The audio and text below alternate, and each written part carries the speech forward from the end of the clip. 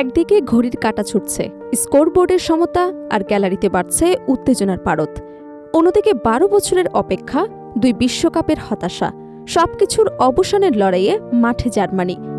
যখন মনে হচ্ছিল আবারও হয়তো স্বপ্ন ভেঙে যাবে, ঠিক তখনই নায়ক হয়ে আবির্ভূত হলেন ডেনিস উনথাপ।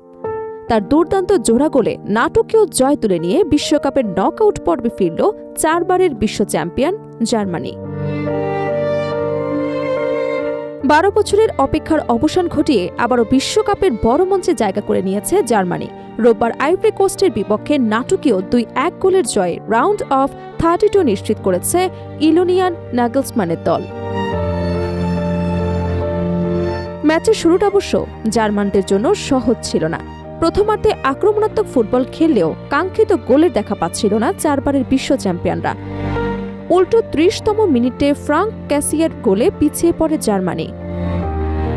তবে দ্বিতীয়ার্ধে বদলে হিসেবে নেমে দলের ভাগ্য বদলে দেন ডেনিস উনথাপ। তার জোড়া গোলেই শেষ পর্যন্ত জয় নিশ্চিত হয় জার্মানদের।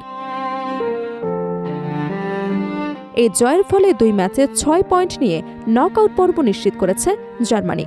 তবে কুরাসাওদের বিপক্ষে 7-1 গোলের বড় জয়ের পর এবার আইভরি কোস্টের তরুণ ও গতিশীল দল তাদের কঠিন পরীক্ষার মুখে ফেলে দেয়। বিশ্বকাপের ইতিহাসে জার্মানি সবসময় অন্যতম সফল দল। 2018 সালের আগে কখনোই তারা বিশ্বকাপের গ্রুপ পর্ব থেকে বিদায় নেয়নি। সেমিফাইনালে ওঠার রেকর্ডেও একই তারা। 13 বার বিশ্বকাপের শেষ 4-এ জায়গা করে নিয়েছে জার্মানি। তবে রাশিয়া এবং কাতার বিশ্বকাপে টানা 2 বার গ্রুপ পর্ব থেকে বাদ পড়ে বড় ধাক্কা খেতে হয়েছিল তাদেরকে। 48 দলের নতুন ফরম্যাটের বিশ্বকাপে 32 দলের নকআউটে ওঠার সুযোগ থাকায় জার্মানির জন্য পথ কিছুটা সহজ হবার কথা ছিল। তারপরও টুর্নামেন্টের আগে দলটির সামনে ছিল নানা প্রশ্ন। নির্ভরযোগ্য স্ট্রাইকারের অভাব, জামাল মুসিয়ালা এবং ফ্লোরিয়ান ভির্টলের অনিয়মিত ফর্ম এবং গুরুত্বপূর্ণ খেলোয়াড়দের চোট এবং গোলরক্ষক সংকটে অভিজ্ঞ ম্যানুয়েল নয়ারকে আবারও দলে ফেরানো, সব মিলিয়ে চাপ ছিল অনেক।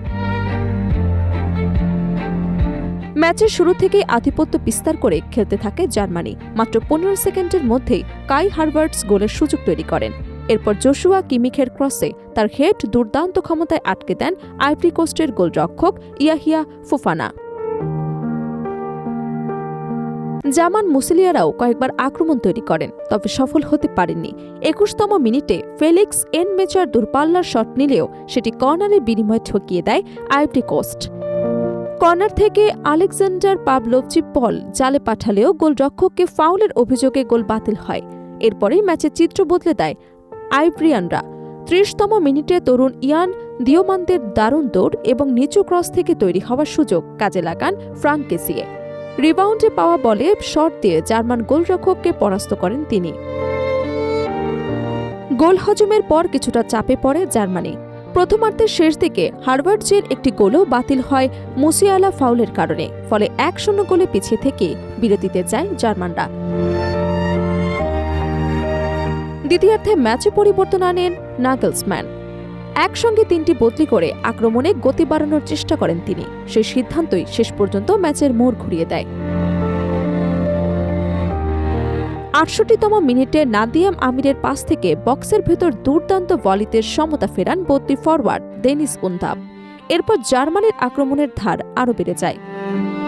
শেষ দিকে আইভরি কোস্টও পাল্টা আক্রমণে ভয় তৈরি করেছিল, কিন্তু যখন মনে হচ্ছিল ম্যাচ ড্রয়ের দিকে যাচ্ছে, তখনই যোগ করা সময়ের 4র্থ মিনিটে আবারও জ্বলে ওঠেন উনথাপ।